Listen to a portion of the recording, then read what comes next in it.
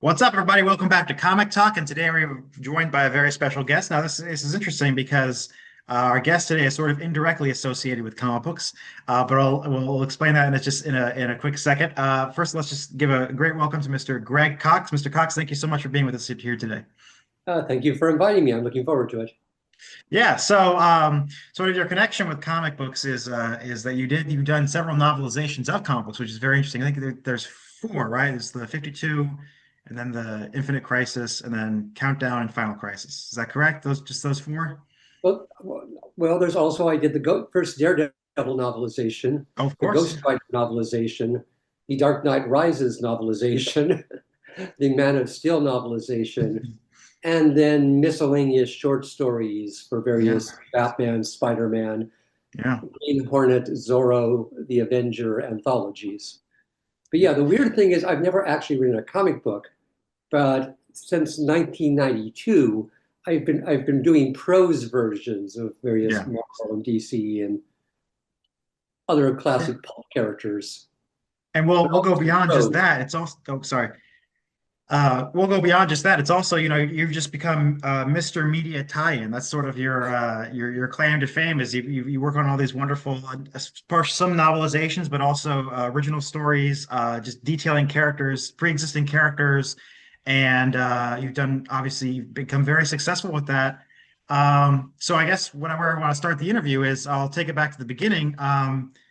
And sort of ask you about like where you saw yourself, where you saw your career going. Is that being Mr. Media Tie-in sort of where you wanted to go? But first, I want to say, I just want you to correct me if I'm wrong as I sort of narrate this. You kind of first got published when you were about 23 in 1983. Is that correct? You started getting short stories published in Yeah. magazines.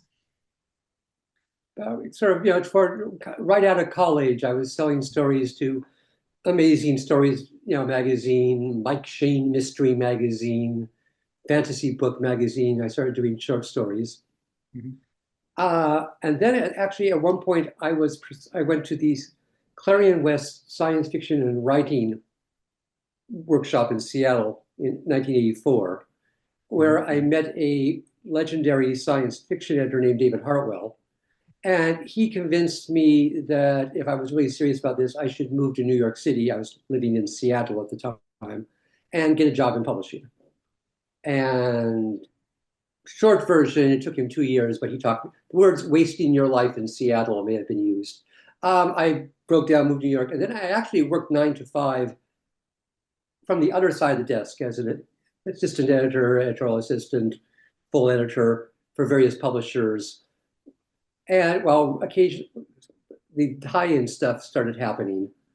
And I gradually segged from being a full-time editor who worked 9 to 5 while doing tie-in books on the side to eventually some point in the 90s when the tie-in work was coming in fast and furious to, becoming a full-time media tie-in writer while still doing some editing on the side.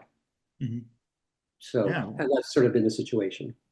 Can I take it back a little further? Now, you mentioned going to college and being in Seattle, and your website says that you live in Pennsylvania. Now, let's take it all the way back. Where are you from originally, and where did you go to college? I grew up in the Pacific Northwest you know, in and around Seattle. Mhm. I went to Western Washington University in Bellingham, Washington, which is a little college just south of the Canadian border, and where, ironically enough, I majored in chemistry. It was, however, by the time, I'll keep this short, but by the time I got to the end of my college career, I also discovered organized science fiction fandom in Mhm. college. And that's when I started our local college science fiction club, and started going to conventions and meeting writers and editors. And by the time I graduated, and I stuck it out because at that point I put, 2.5 years into getting that damn chem degree, I was going to get it. I realized that I was actually much better at fake science than real science, and was all about science fiction and writing. I think I was already starting to write stories, and I was taking creative writing classes for fun. In fact, it sort of dawned on me that, hey, wait a minute, I'm getting A's in my fun English writing elective courses, and I'm getting B's and C's in my chemistry, courses. Mhm. Truth be told, I was a mediocre chemist at best. Mhm. And I realized I was sort of on the wrong track there. And I But yeah, so basically what I got out of college was, okay, a degree in chemistry I have never used, but hey, I'm a college graduate. And also I discovered science fiction fandom and science fiction publishing. And this is actually kind of significant. It was very interesting actually going to conventions and meeting actual writers and editors. Because it was like intellectually, I knew books didn't grow on trees, that there were these things called authors. But growing up where I did in Seattle, where every third person works for Boeing, this was long ago, before Microsoft, before Amazon, before grunge. This was when Seattle was still a company town for Boeing. Um, you know, Writing was not part of my life. I never even thought of it as a track, but it was going to conventions and meeting people like Paul Anderson and Peter Sturgeon and Vonda McIntyre and realizing, oh, this is a thing. People do this. They write stories and they send them in the mail, and sometimes they send you a check back. And how does this work again? And and then, like I said, I went to the Clarion West in '84, which was one of the more significant decisions in my life, where I met again, besides learning a lot of stuff, I met a lot of professional writers and editors who gave me tips, and he met David Hartwell, who became something of a mentor for me. David, among other things, is the guy who launched the Star Trek book line at Pocket Books back in the late '70s, early '80s. So, and two of my teachers were Vonda McIntyre, who wrote the novelization of The Wrath of Khan and the Wrath of Khan, Search for Spock, and The Voyage Home, and lots of original Star Trek novels. And indeed, Norman Spinrad, who wrote The Doomsday Machine for the original Star Trek show. So I joke that I'm a second generation Star Trek author. I know It's funny, you but see, you just dropped a lot of names, and I have to be perfectly honest with you. I only recognized one. The only name I recognized was Vonda McIntyre because, as a big Star Wars and Star Wars literature fan, she yeah, wrote the book The Crystal Star, which is a Star exactly. Wars book. But you see, Yeah, I'm so starting to, like I said, in college and going to conventions, meeting, realizing that there's a whole world out there. And mhm. in hindsight, it's kind of ironic that, like I said, you could see, I know we're talking about comic books here, but the Star Oh Trek no, thing, you it's see the Star Trek thing is already starting to, sort of, I'm learning from David Hartwell, I'm learning from Norman yeah. Spinrad, I'm learning from Von McIntyre, who are all Star Trek people. Yeah, for the record, the show's called Comic Talk, so that there's an excuse to have you on because you did some comic book Yeah. stuff. But we're here to talk about whatever because you've had an awesome career, and you know, But like so that's sort of I sort of segged there from, like I said, from realizing I yeah, was not cut out to be a chemistry student. yeah, Was in fact, even in college, was spending more time with local science fiction club, organizing science fiction fan festivals, doing yeah, conventions, and exactly. I basically majored in science fiction fandom in college, even though my degree says chemistry. Yeah, I hear you exactly. Yeah. So I'm going to pull up some this list I actually kind of took from your website. Didn't have it up. One second.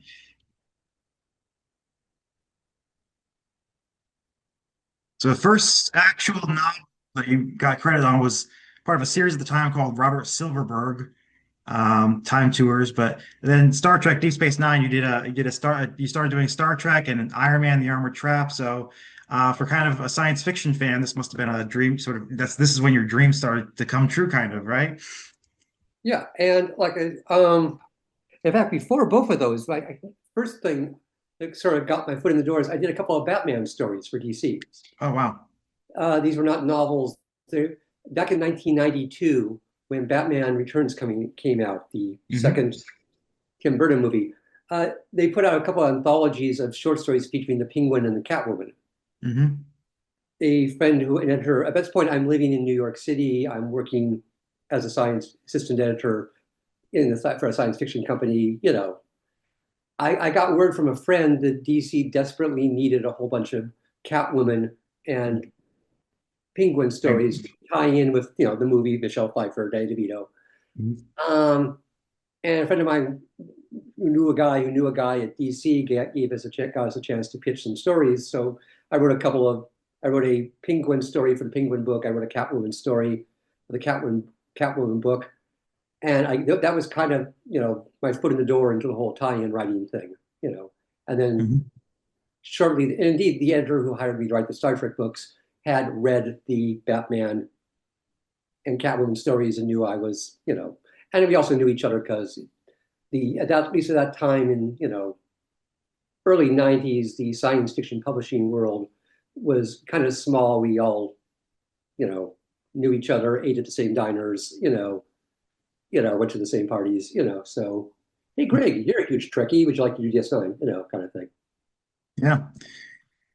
I see you're doing tie-ins these days. I saw your Batman stories. You want to do Star Trek too? And that's kind of how it started rolling. Yeah.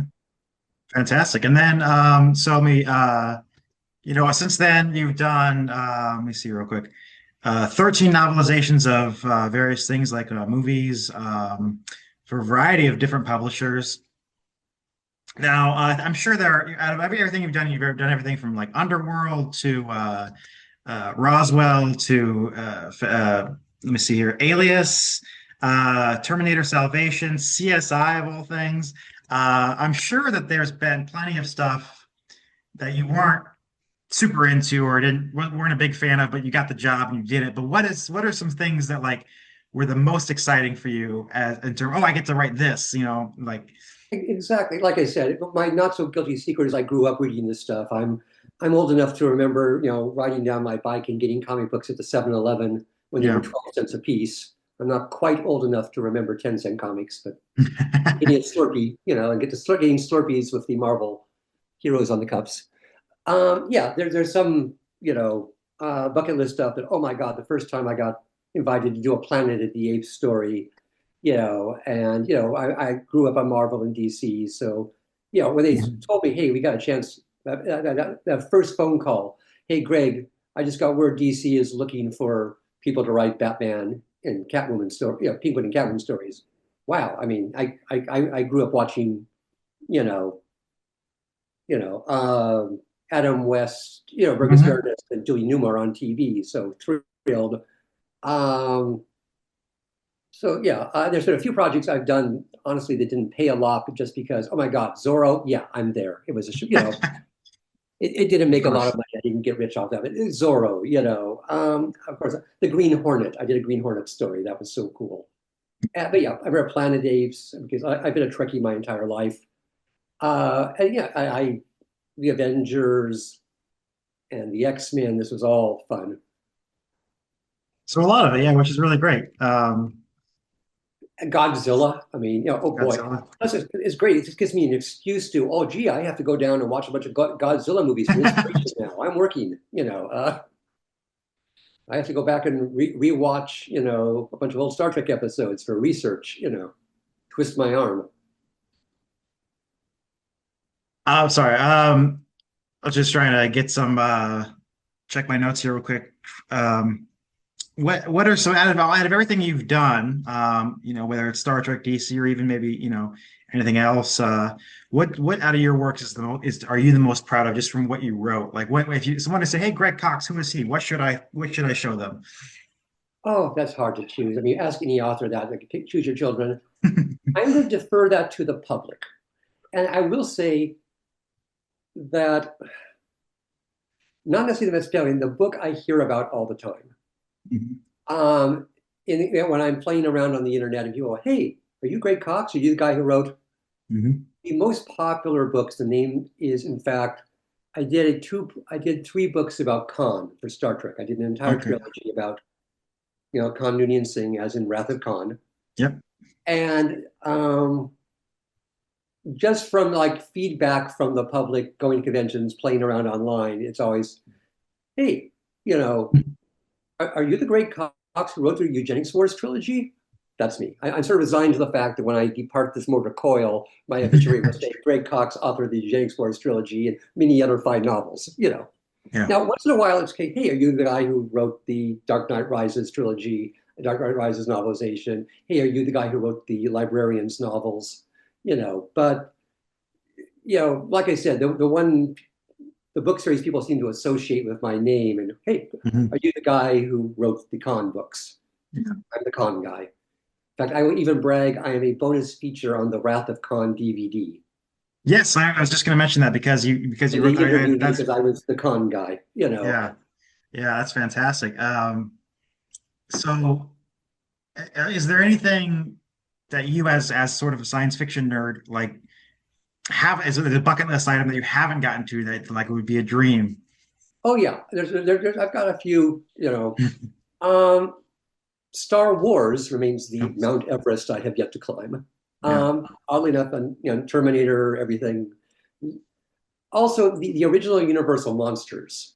Oh, okay. Yeah. I they're high on my bucket list. Yeah. I grew up on those movies, watching Nightmare Theater every Friday night on Channel 7. Mhm. So a chance to do like the Universal versions of Of Frankenstein, course. Dracula, Yeah. the Black Lagoon. I've never quite managed to make that happen. There's been a few Yeah. times briefly somebody will have a book line, and by the time I jump in, all the slots are filled or something. Yeah. But they're Well, high on my list. do you ever, I mean, do you ever like really try to like pitch something, or are you just kind of like, do you take what comes your way? Or do you really go to your editor and be like, hey, why don't we do this? Why don't we do that? You Well, know, like I, honestly, 90%, the way it works, most of these projects are not initiated by the authors. Mhm. The way it works is Media Tie-in 101. A publisher, Ace Books does a deal to publish, X number of novels with the studio. Let's use Star Trek, for example. Okay, Simon and Schuster does a deal to publish, gets the license from, and then Mhm. they get on the phone and they start hiring people, freelance writers, to write the books. Mhm. Um, and I've been lucky enough that for the last several years, I'm one of the usual suspects. Mhm. So 90% of my books begin with a phone call or an email. Hey, Greg, we just got the alias license. What's your schedule like? Yeah. Um, and I will say this makes it tricky to like start to initiate these things. For one thing, there's no point for me to go call, you know, Tor Books and say, "Hi, I want to do Xena novels," if they don't have a license. You Yeah. know. Yeah. And I stress this point because I actually used to be an editor. I know this all the time. People were like, "Oh, I've written a Spider-Man novel." Well, that's great. We don't have the rights to publish Spider-Man novels. Yeah. And I'm not going to go out and So you need a publisher who already has the rights. And honestly, I have maybe it's different for different people. Some of the times that I've gone in pursuit of a project, say, "Hi, I would really like to write the novelization of Van Helsing or whatever."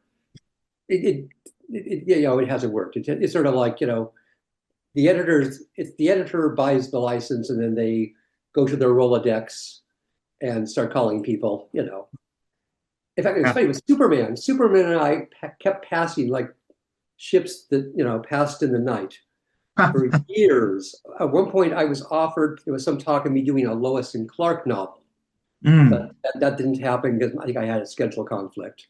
Yeah. And then I'll be honest, I aggressively pursued the Smallville. When Smallville came along, they were doing Smallville books. I aggressively pursued that, even to the point of buttonholing the editor of the Smallville books at a party once, but nothing ever came of it. Um, I don't know why. Yeah, they had another list of people they wanted to use. But yeah, so usually now I occasionally with ongoing things, again, Star Trek, I'm always going to come back because that's been my bread and butter for a long time. Yeah, at this point, on the Star Trek thing, I can, hi, call up and say, I've got an idea for a Star Trek book. Can I run it up the flagpole? But at that point, I'm already part of the Star Trek stable, and I can call up and say, hey, you guys want a novel about this? And they say, don't be joking, don't be silly, Greg. No, but or yes, oh, yeah, let it go. Yeah. I was once told by an editor, don't even think about Spock's brain, Greg. No sequels to Spock's brain will be entertained. Lovely. Um, so I guess, as we're getting towards the end here, like, we mentioned you and I were talking about before the interview started recording, that your website's kind of been inactive for a few years. And so if fans want to know what you've worked on since, in the 2020s in this decade, why don't you take this opportunity to sort of let people know about some of your more recent work that you're excited about that they should go out and pick up. Well, indeed, the thing I really, really want to promote at the moment, I have a new Star Trek novel. Great. It is called Identity Theft. It is, in fact, full title Star Trek: The Original Series, Identity Theft. And I'm plugging that because actually that's my most recent book. It is actually coming out on December 2nd. So we are now less than a month and ticking. I actually got my author copies, they're gorgeous, in the mail the other day. And yeah, this is a great big novel about Chekhov, actually. I decided to write I have never written a novel about Chekhov. So he is the protagonist. You know, he saves the world, he gets the girl. Kirk, Spock, and McCoy are secondary characters. And I thought that was just something new and different. Honestly, there aren't, I looked around, there haven't been a whole lot of Chekhov-centric novels. I have never written a Chekhov-centric novel. I feel I've been neglecting him for 30 years now. So fine, I kind of was looking for an idea. What have, at this point, I'm always looking for what haven't I done yet? Oh, let's give Chekhov his moment in the sun. And that's called Identity Theft. It comes out on December 2nd. I also have my very first short story collection coming out in February. It's called Dubious Pleasures. It's being published. This is a small press thing. It's being published by the New England Science Fiction Association. I'm going to be the guest of honor at BosCon this year, which is a science fiction convention in Boston, Massachusetts. And as part of this event, they're producing a limited edition short story collection of all of my non-franchise stories. You know, for obvious reasons, these are, you know, copyright issues. My Star Trek stories, my Xena stories, my Batman stories, my Spider-Man stories are not going to be in this book because, of course, I don't own the copyrights to them.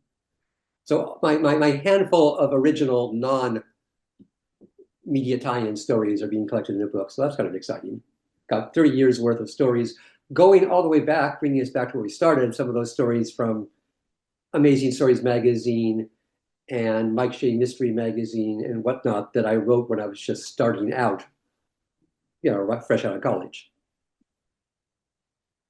Fantastic. So that kind of brings us up to the present day, and I got to say it's been a real pleasure talking to you. And if there's anything you want to get out there before we close off, now's the Well, I time. should mention, I don't have a pub date for it, but sometime probably 2026, 2027, I actually have my first original novel coming out. Strangely enough, like I said, it's only taken me 65 years, but that's because I've been busy writing Batman and Yeah. Daredevil and Ghost Rider, etc. But no, I finally, during the pandemic, when the world came to a stop, I've been promising myself I would write an original novel for years, but I was like, and this was a good problem to have, but CSI and the librarians of Warehouse 13 and Terminator were keeping me busy, and happily so, because hey, Planet of the Apes, cool, you know. But you know, things kind of died for a while there during the pandemic. So I actually took the time to write an original horror novel. It is called Hungry as the Grave. It's being edited now. It's being published by Blackstone Publishing. I don't have sometime in 2026, 2027. I'm not sure. But yeah, so I'm excited about that because it, you know, this is a big 130,000 word horror novel that is not, in fact, copyright PBS, CBS, copyright Paramount, copyright Marvel Comics, copyright DC, you know, copyright, you know, Zorro Incorporated, etc. You know, so I'm all chuffed about that. And when that book comes out, I will be shouting from the rooftops Yeah. about it. You know, Say the title one more time. hungry as the grave. Hungry as the Grave out 26, 27, something around there. You heard it here for her. You heard it here first, folks. Greg Cox, has been a tremendous pleasure to have you on the show, and just thank you for being here. Well, thanks for letting me take this trip down memory lane. Okay. All right, thank you guys for watching Comic Talk as always, and we'll see you next time. Thank you very much. I'm Ryan Murphy. Still trying to work on my outro. Yep.